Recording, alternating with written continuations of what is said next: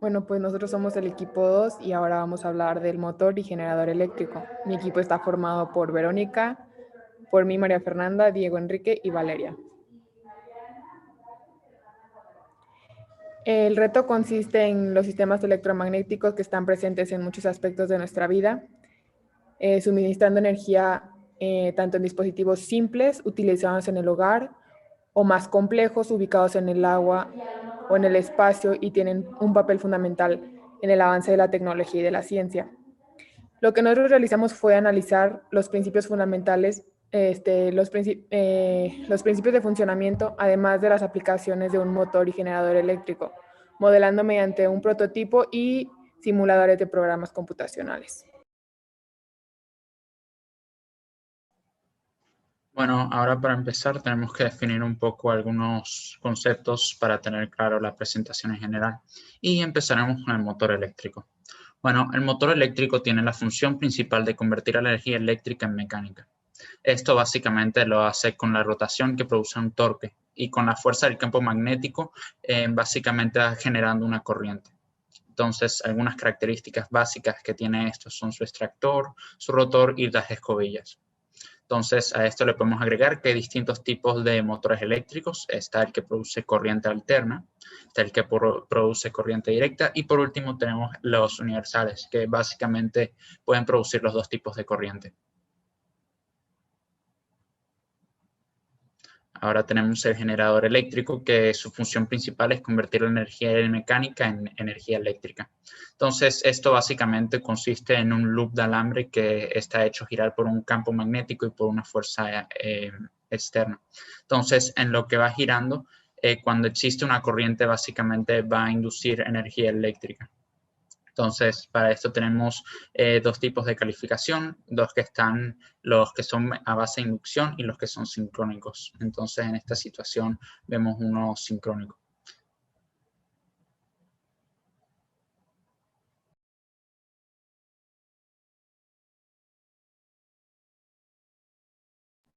Las aplicaciones que tienen los motores y generadores eléctricos, los motores son compresores, este, las puedo usar como bombas de piscina en los edificios, en los ascensores hidráulicos o eléctricos, en escaleras mecánicas, en sistemas de aire acondicionado. Y los generadores los podemos utilizar como energía de reserva para hospitales, hoteles, colegios, como energía temporal en construcciones, en conciertos o eventos, en sistemas de iluminación, etcétera.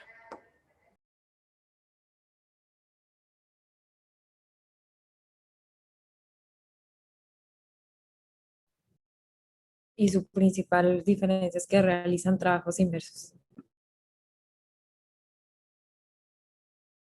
Ahora, lo segundo que tenemos que tener en consideración algunas de las leyes y principios físicos presentes en este tipo de sistemas.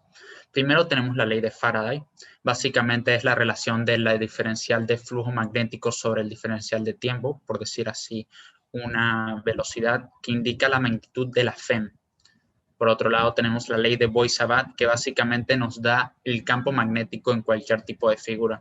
Por eso, cuando vemos acá abajo, tenemos una expresión tan general. Entonces, basado en esa fórmula generalizada, podemos sacar el campo magnético de distintas figuras. Y por último, tenemos la ley de Lenz, que básicamente nos indica la dirección de la FEM.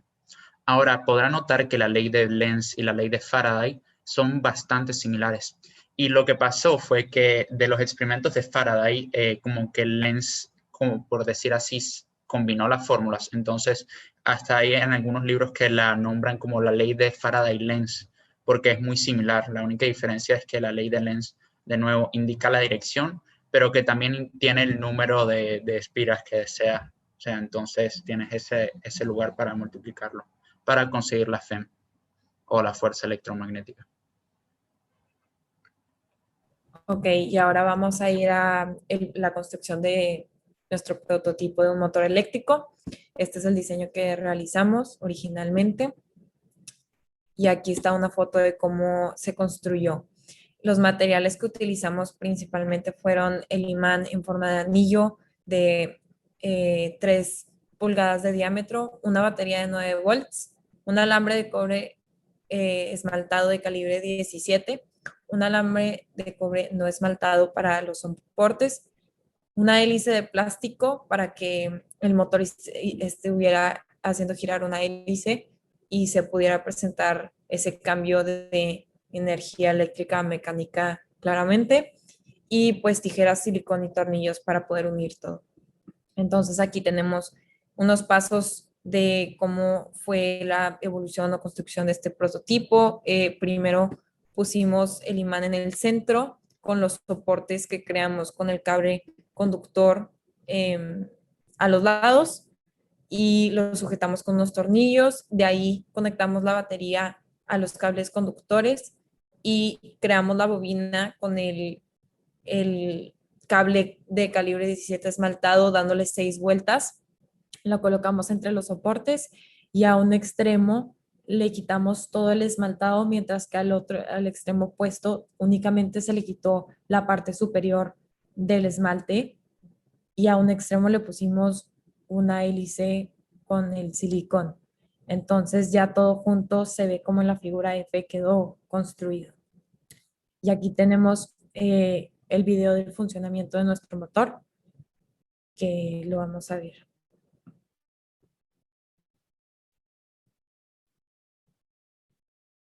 Un campo magnético es generado cuando en el cable conductor con un número de espiras, como se muestra en el motor, existe un flujo de corriente o carga eléctrica. Es por esto que al estar conectado a la batería, un campo magnético se genera en la bobina. Cuando el campo magnético del imán interactúa con el campo magnético de la bobina, se genera un torque o fuerza electromagnética, la cual crea el giro. Las cargas que fluyen por la parte de arriba de la bobina tienen un empuje hacia la izquierda, mientras las que fluyen por la parte de abajo tienen un empuje hacia la derecha, siendo ambas perpendiculares al campo magnético. El giro se realiza debido a que cuando la parte inducida de un extremo de la bobina, o la parte que está expuesta, está en contacto con los soportes, que también son conductores, las fuerzas perpendiculares empujan a la bobina y crean el giro. Cuando la parte esmaltada está en contacto con los soportes, se elimina la corriente y por ende las fuerzas creadas. Sin embargo, debido a que el sistema ya tiene el empuje, puede realizar la vuelta completa hasta que la parte inducida vuelva a estar en contacto con el soporte, permitiendo una vez más ese flujo de corriente. Ese ciclo se repite sucesivamente.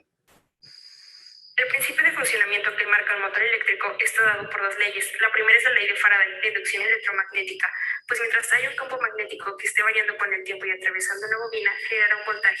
Y la ley de Lenz, que determina la dirección de la corriente inducida. Esta corriente crea un campo magnético, el cual se opone a la variación del flujo magnético.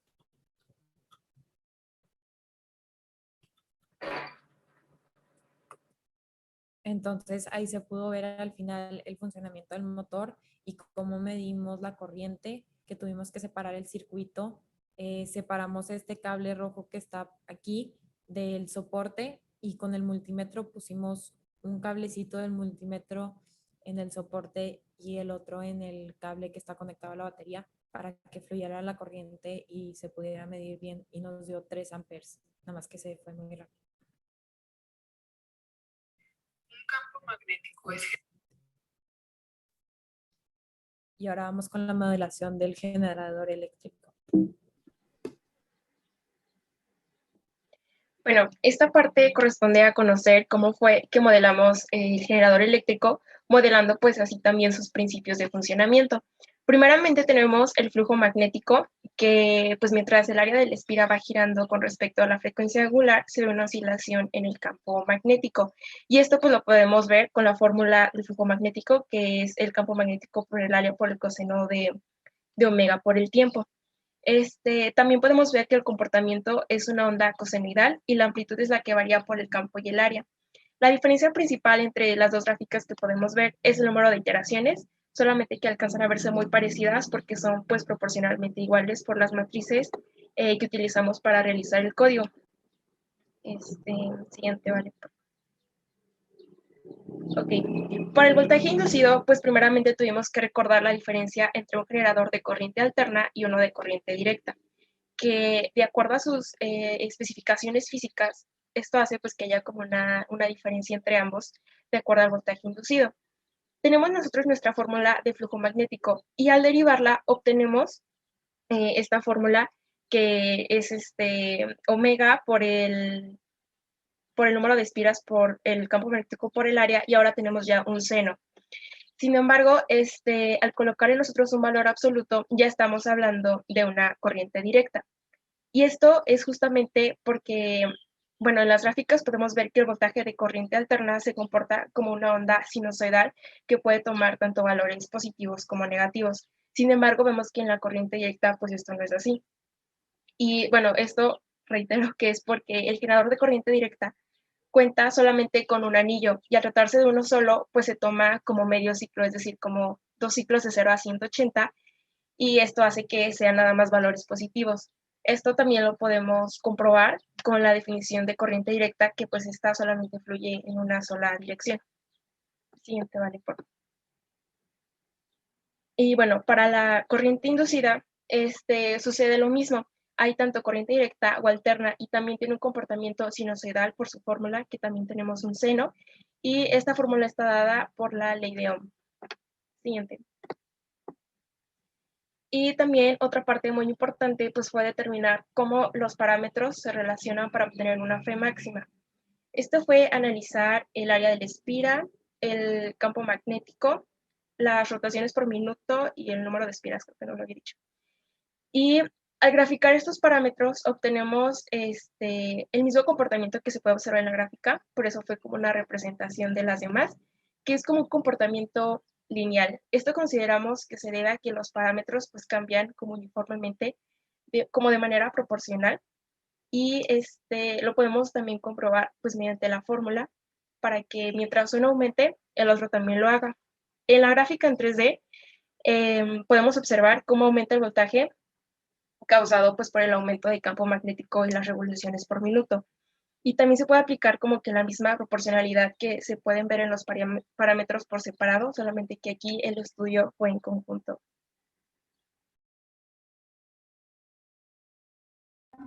Bueno, y nuestra conclusión fue que la relación entre la teoría y la práctica permite entender con mayor facilidad el funcionamiento de sistemas complejos como es el motor eléctrico y el generador eléctrico. Hemos podido analizar ambos sistemas ya que se rigen mediante leyes del electromagnetismo, como la ley de Lorentz, ley de Faraday, por mencionar algunas. Por otro lado, observamos la simplicidad que conlleva el modelar un generador eléctrico creando un código en MATLAB, con el cual pudimos describir su funcionamiento y analizamos los parámetros involucrados. Y de igual manera, llegamos a la conclusión de que, realizamos un prototipo, el cual nos sirvió para describir de mejor manera los funcionamientos físicos estudiados. Y por último, analizamos los diferentes sistemas que nos permiten conocer los límites que estos nos establecen, y también conocimos cuáles pueden optimizarse de manera que puedan adecuarse de mejor manera a la función en la que se requiere su aplicación. Y aquí están algunas de las referencias que utilizamos para realizar la investigación.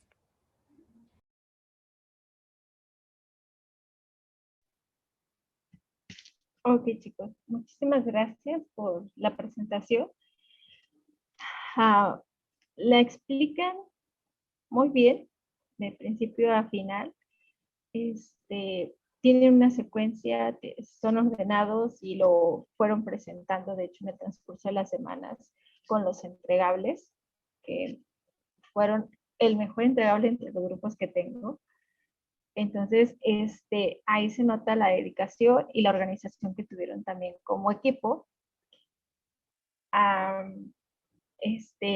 de que estuvieron trabajando en conjunto.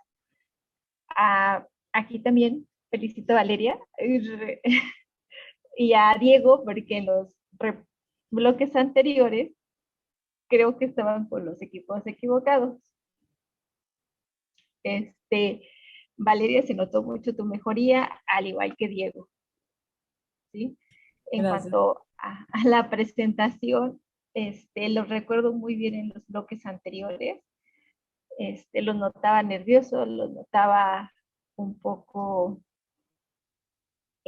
como que la presentación la hicieron en el último momento. aquí ya no se ve así. Bueno, estuve trabajando con Valeria en estos días también en cuanto al motor. Diego también estuvo ahí preguntando, estuvo presente, entonces eso se ve que es un trabajo en equipo, porque en los bloques anteriores no lo veía como tal con sus anteriores equipos.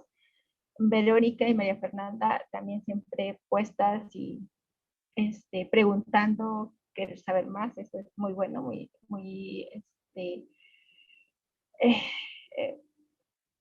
es muy interesante, ¿no? Yo los felicito por ese espíritu que tienen de siempre llevar un paso adelante, de estar aprendiendo y de estar, tener esas inquietudes y no quedarse con dudas.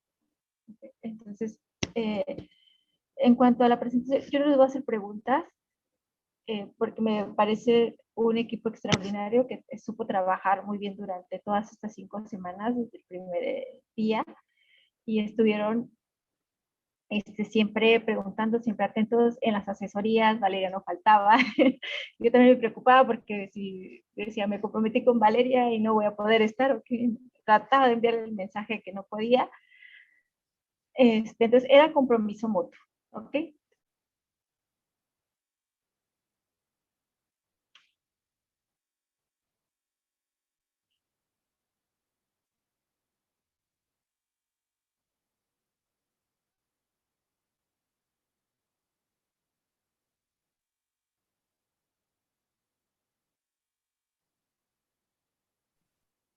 Creo que es la ley de Faraday-Lenz, ya que como se podía ver en la fórmula, bueno, en la ley de Lenz fue la que utilizamos en el reto con el cable que tenía una corriente inducida.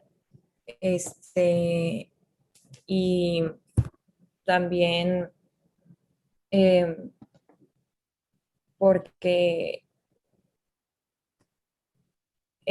nos indica que pues indica el flujo por el que tiene la corriente inducida, la dirección del flujo magnético que tiene esa corriente inducida.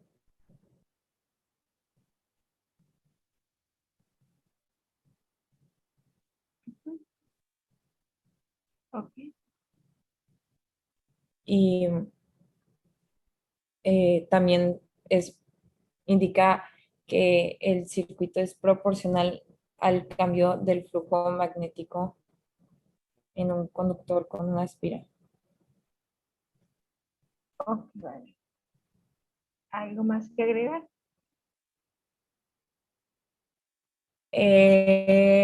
Pues también que en un campo magnético, si se introduce la espira como se ve en el motor, es cuando se provoca una corriente inducida y se hace girar la espira.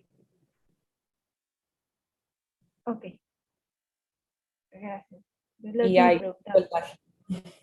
Ok, voltaje inducido. Ok.